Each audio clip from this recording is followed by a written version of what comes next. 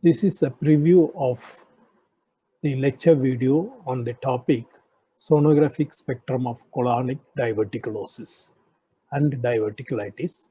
Short snippets of the video lectures will follow. Having gone through the preview, if you wish to listen to the main lecture video, go to sonoshare.in.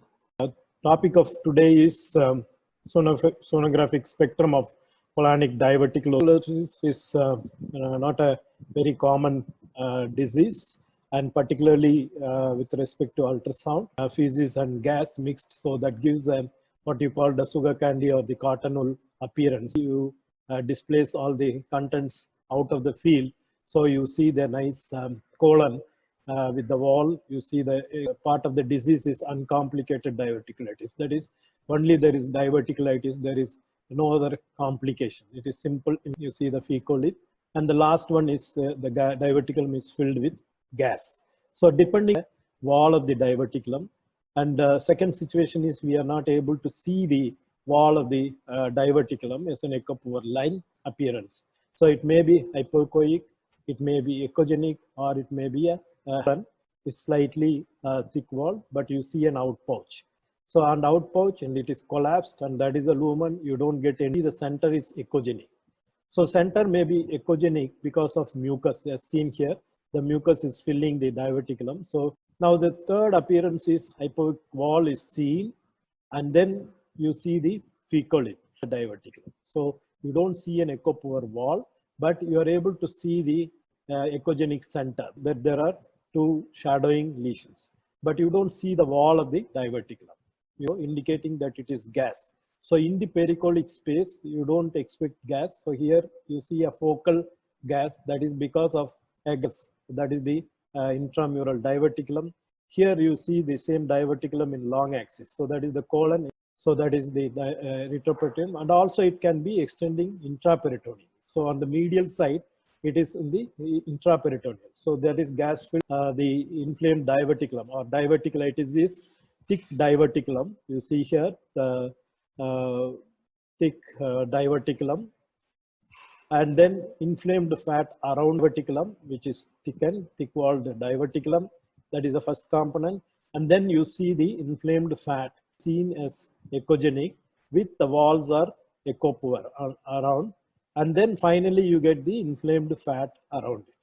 So here you see the inflamed diverticulum, diverticulitis. Whereas when you come to epiploic appendage, it is opposite.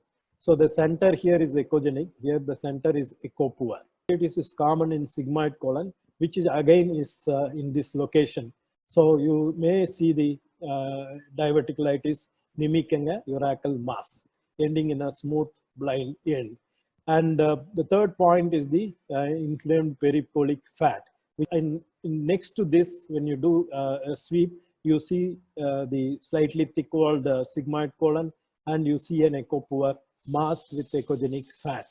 And posterior to the bladder, you see this mass. There is a sagittal scan and a transverse scan without a diagnosis as urinary tract infection, but it is actually a diverticulitis. So you have to extend you should not hesitate. It can be a fistula formation after a chronic inflammation, and rarely there may be a small bowel obstruction. Clinical presentation will also be that of the complication.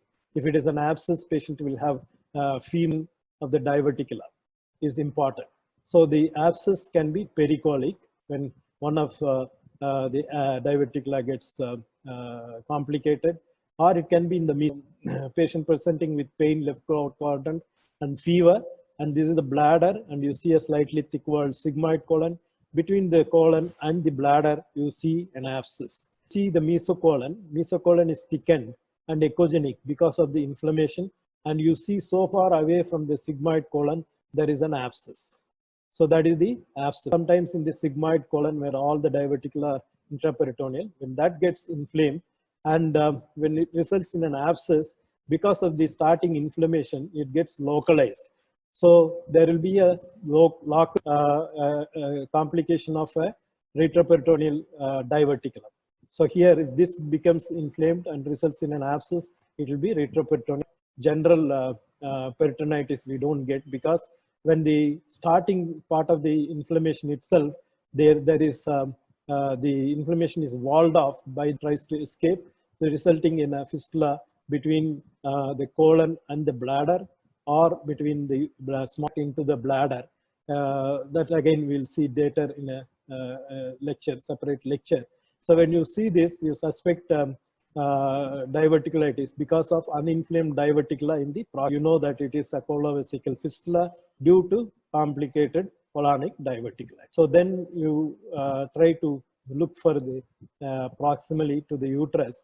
Here you see that there is a mass of colon, that is the sigmoid to intraperitoneal abscess, which I showed you earlier.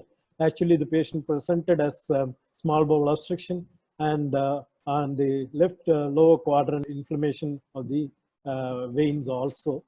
And so we come to, when you see the complicated diverticulitis, which all show the spectrum, the diverticulum itself is dissolved in the diverticulitis. And again, it's a clue in complicated diverticulitis as I showed. So this is the role of uninflamed diverticula, which is very, very